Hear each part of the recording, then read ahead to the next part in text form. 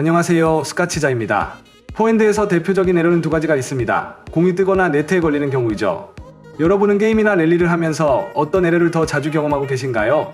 테니스가 잘 안 풀리는 날에는 두 가지 에러 모두 겪을 수도 있지만 유독 한 가지 타입의 에러가 더 자주 발생하는 분들도 계실 건데요. 그럼 뜬 공과 네트 에러 중 어떤 에러가 더 심각하다 할 수 있을까요?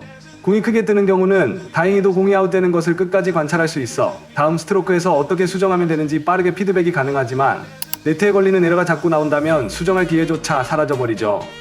그래서 낮은 궤적이나 짧은 공 때문에 네트에 걸리는 경우가 잦다면 스윙 교정이 더 시급한 상태라고 할 수 있는데요.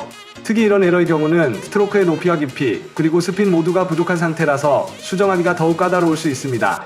그래서 이번 영상에서는 포핸드 스트로크를 하면서 어떨 때 네트에 자주 걸리게 되는지 그 근본적인 세 가지 이유에 대해 알아보고자 합니다. 이 세 가지 상황들만 잘 파악해 두었다가 문제가 발생할 때마다 여러분의 스트로크에서 무엇이 잘못되었는지 인지할 수 있다면 훨씬 빠르게 네트에 걸리는 에러를 바로 잡으실 수 있을 겁니다. 그럼 바로 시작할 테니 끝까지 시청 바랍니다. 포핸드 스트로크가 네트에 걸리는 가장 대표적인 이유는 바로 잘못된 스윙 궤도 때문입니다.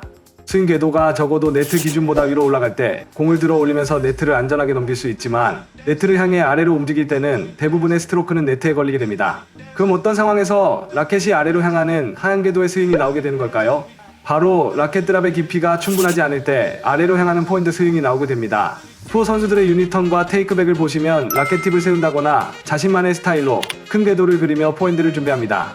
이렇게 크게 그린 백스윙의 효과는 실제로 포핸드 스윙을 크게 쓸 수 있게 도와주고 크게 그려 준비한 스윙 루프를 통해 라켓을 충분히 깊고 낮게 떨어뜨립니다. 그리고 그 상태로 라켓면을 끌고 나오면서 파워풀한 상향 궤도의 스윙이 만들어지죠. 이런 방식의 스윙이 가장 이상적으로 네트를 넘기는 포핸드 스윙 움직임인데요. 하지만 우리가 프로 선수와 같은 백스윙 자세를 잘 따라해도 스윙만 시작하려 하면 이상하게도 스윙 루프를 제대로 그리지 못하고 라켓 드랍이 깊게 들어가지 않습니다. 왜냐면 보통 공을 너무 강하게 칠 생각만 하다 보니 라켓 드랍이 돼야 할 구간에서 힘을 준 상태 그대로 스윙을 끌고 오기 때문에 팔과 스윙 동작이 아주 딱딱해지기 때문이죠. 적어도 공 두 개 차이가 날 정도의 위치까지 라켓이 내려가줘야 공을 들어 올리는 스윙을 할 수 있지만 거의 컨택 지점과 비슷한 레벨 그대로 라켓을 끌고 오기 때문에 수평적인 스윙 회전이 나오게 됩니다. 그래서 네트에 걸리는 에러를 멈추는 첫 번째 방법은 유니턴과 테이크백 상태에서 라켓 드랍으로 부드럽게 이어질 수 있도록 무조건 힘을 뺀 상태를 유지하는 것입니다. 그렇게 라켓이 공보다 아래 지점으로 떨어졌을 때 강하게 라켓을 끌고 나와 상향 궤도의 스윙을 그려주면 되죠. 이미 다들 아시겠지만 포핸드 준비 자세에서 힘을 빼고 릴렉스한 상태를 유지하는 것은 생각보다 굉장히 어려운 일인데요. 하지만 네트에 걸리는 에러로 이미 고생 중이라면 백스윙 탑에서 힘을 그냥 툭 하고 빼는 연습부터 시작해보시기 바랍니다. 라켓 드랍에서 이어지는 상향 궤도의 스윙이 일관성 있게 나오게 되면 충분한 스피닝과 함께 네트에 걸리는 에러를 즉시 고칠 수 있을 겁니다. 랠리나 경기를 잘하다가도 가끔씩 임팩트가 힘없이 맞으면서 네트에 걸리는 경험 다들 해보셨을 텐데요.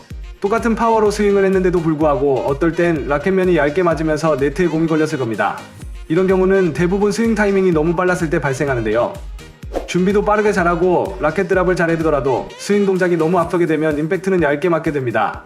라켓이 임팩트 이후에도 쭉 따라가면서 포핸드 스윙이 이어져야 하지만 임팩트 이전부터 이미 라켓이 올라가고 있다면 컨택 포인트가 원래 맞아야 할 지점보다 훨씬 아래에서 맞기 때문에 라켓면이 네트를 바라보면서 하행 궤적의 포핸드가 나오게 되죠. 그렇다면 타이밍의 문제로 네트에 걸리는 에러가 발생할 때는 어떤 방식으로 해결할 수 있을까요?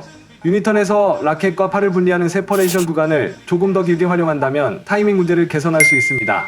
스트로크 준비를 일찍 해두더라도 공이 바운드 되는 타이밍에 맞춰 팔과 라켓을 분리하면서 포워드 스윙 출발을 살짝 뒤로 미루는 것이죠. 이런 방식으로 타이밍을 조절하다 보면 스윙이 빨리 나가는 것을 막아줄 뿐만 아니라 공을 끝까지 지켜볼 수 있어 거리감도 잘 잡히게 됩니다. 그리고 공을 본 상태에서 라켓을 끌고 들어오기 때문에 임팩트가 깔끔해지는 것은 물론 에러도 함께 줄어드는 효과를 보실 수 있을 겁니다. 타겟 설정이 제대로 되지 않았을 때 역시 네트에 걸리는 에러가 쉽게 발생할 수 있습니다. 공이 네트에 걸렸을 때를 다시 보기해보면 아마 치는 것에 급급하여 어디를 보고 쳤는지 쉽게 기억이 나지 않을 건데요. 지금이라도 여러분 스스로 어디를 목표로 하고 공을 치고 있는지 물어본다면 마땅한 대답이 떠오르지 않을 겁니다. 네트를 자연스럽게 넘기는 스트로크가 나오기 위해서는 무의식 중에라도 어떤 대상이 설정되어 있어야 합니다.